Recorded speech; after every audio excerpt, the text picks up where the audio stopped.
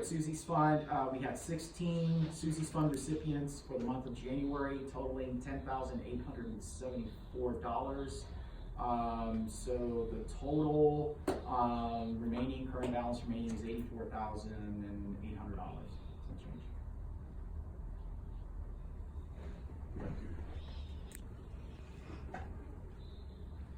Is there any new business to come before the board? Can I ask, is there where we ask a couple questions at the end? Sure.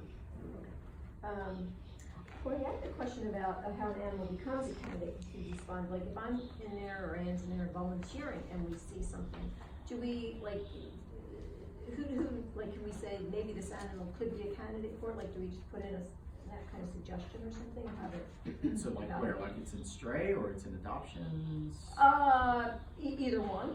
Yeah. Potentially. I mean, you can ask medical staff, and then the medical staff will look at it, because I mean, there's those criteria that we have to meet within that animal. So they're written, they're on the website. So as long as it meets that criteria. Okay. Yeah. Okay. All right. It would be for things like that the shelter doesn't normally do, like the periodontal work or the. Right, but it not necessarily have to qualify under Susie's Fund. We'll pay the medical for that dental procedure. Gotcha. In other words, there is a medical budget. Just to be clear, Susie's Fund is not the only medical budget we have. Okay. So there is Susie's Fund for those special cases that fall within what was agreed upon, and then we have our medical budget to do the outside dental cleaning, emergency surgery, whatever it may be that we can, blood diagnostics, whatever it may be, blood work. Yeah. Okay. So it might not qualify for Susie's Fund, but it might fall under something depending on everything else with that animal. Okay, great. And then my second question is for animal control officers. So it relates to ear-tipped cats and what animal control officers can do. So if you go out to pick up a cat in a trap that somebody has caught and you're going to bring it in, and the person says something like, well, I thought that the cat just doesn't have a home. I was kind of worried about it. It's not really a nuisance cat, but let's say it has an ear tip. So you know that it's a, well, you don't know, but you have evidence that it could be taken care of in a feral colony. I'm assuming an animal control officer at that point can't release the cat, but they could potentially have a conversation with the person, like, you can release this cat because it likely has a home here since it has an ear tip or something like that. And that's where the conversation comes in, Okay. what Paul was talking about, not the policing piece. We're not just getting out of the truck, where's the track, grab the cat, put it in the truck and Yep. drive it to the shelter. We want to find out why the cat's in the trap and where did it come from, do you think, have you seen it before, ask all those questions. And if we notice that the cat has a tipped ear, then the conversation gets a little bit more, because we already know he's neutered, probably already vaccinated. So like, why are you really trapping this cat, and why are you calling us to pick up this cat? So you can try to persuade them at that point, and that's within the realm of what they can do. well, we can have that conversation. Yes. Okay. Correct. Okay, Yeah. great, thank you. We want to have that conversation.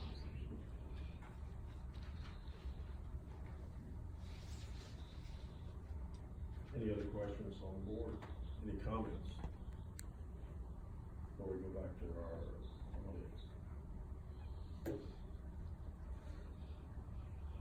I didn't see anybody go and put their name down, but this is an appropriate time if anyone does have any comments from the floor. Please go to the podium. Oh, okay. No problem. I just want to make a clarification on the numbers. When you said that they come from the state gets them from the county. And I know the 2017 numbers, which Jorge wasn't here then. I went to the workshop that the commissioners did with the Builders of America. Their numbers were different than what was given to the state. And of course, right now, I don't have those in front of me, but I can bring them next meeting. I don't know where, I have an email to Builders of America to find out where they got their numbers from, but they showed higher than what the numbers here showed. So I do know that numbers turned in do come, I mean, you said, no, they come from the state, but technically they come from what the shelter put in. And also, you know, the vet, you know, you might have a problem because you're saying that it's the social media, but also look at your volunteer program. You have a contract where people have to sign away their First Amendment rights. We won't talk. it's like getting, the public just wants transparency. If you have 10 urgent dogs, put it on social media. Every other shelter around us does that. Donna from Davidson County is great for doing that. But for the Guilford County shelter, it's like pulling teeth to get any information.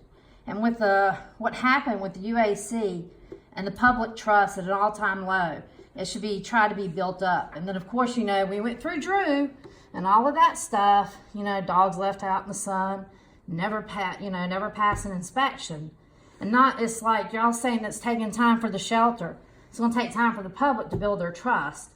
And when they're not transparent, Susie's Fund, although you give the numbers every meeting on the website, they haven't been updated since December 31st. That's not transparency. So, I think it's a two-way street between the shelter and the public to win back their trust. You can't just expect the public to say, do whatever y'all want to do, we trust you. Because I did that with Marsha. I bragged about her. One of the wonderful shelter we have. And not a month later, all that came out, that 16-page report. And it's not going to be easy for the public just to say, go ahead and do whatever you want to do. We trust y'all. It doesn't work that way. I think, it just needs more transparency. And we don't get it. People don't get phone calls returned. Like I said, Susie's Fund, you hear in the newspaper, they're doing away with it. No, we're not doing away with it, but they're not doing anything to refund it. So, it's all questionable. So I'm sorry that, the vet, maybe you should look at the vet contract that they're going to make her sign. I know that's why a lot of people refuse to volunteer. They don't want to sign away their First Amendment rights. So that's all I have to say. Thank you. Is there anyone else who'd like to address the board? I just want to make a comment. We still want to talk about that thing, so. The new dogs that's on the paper. If they